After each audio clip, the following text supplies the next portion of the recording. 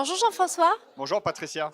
L'actualité en fin d'année 2024 a été forte pour Advenis-Reim avec le lancement de la SCPI Eden. Peux-tu nous en rappeler les caractéristiques?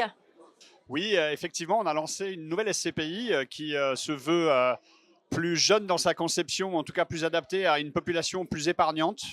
Donc les caractéristiques, c'est une structure de frais différente, avec 0% de droits de souscription, avec une valeur de part à 50 € pour privilégier justement les plus petits montants et une épargne programmée, et des réinvestissements de dividendes pour permettre de positionner le produit dans la durée. Quel a été l'accueil de la part des investisseurs? Alors plutôt très bien, puisque la conviction d'Eden, c'était de positionner effectivement ce produit en essayant d'expliquer aux distributeurs d'aller renouveler leur population, en tout cas leur clientèle, avec peut-être les enfants de leurs clients, ou alors des clients plus digitaux, puisqu'on propose effectivement des parcours de souscription à 100% digitaux.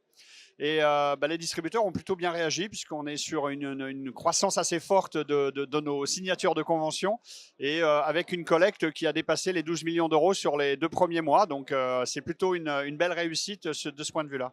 Très prometteur effectivement. D'ailleurs, vous avez déjà réalisé des investissements. Dans quel pays?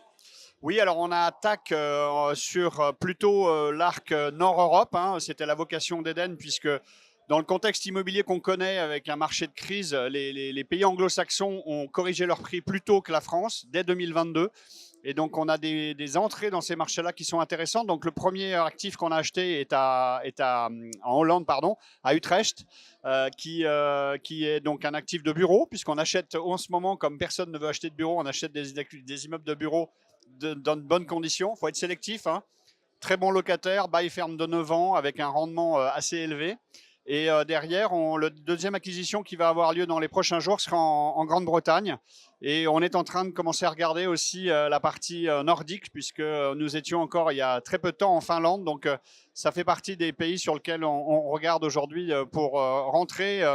Et dans les mêmes conditions qu'UK et la Hollande, c'est un pays qui a aussi souffert en termes de crise immobilière et qui est en train de repartir. On a touché des points bas et voilà, pour nous, c'est intéressant de rentrer maintenant.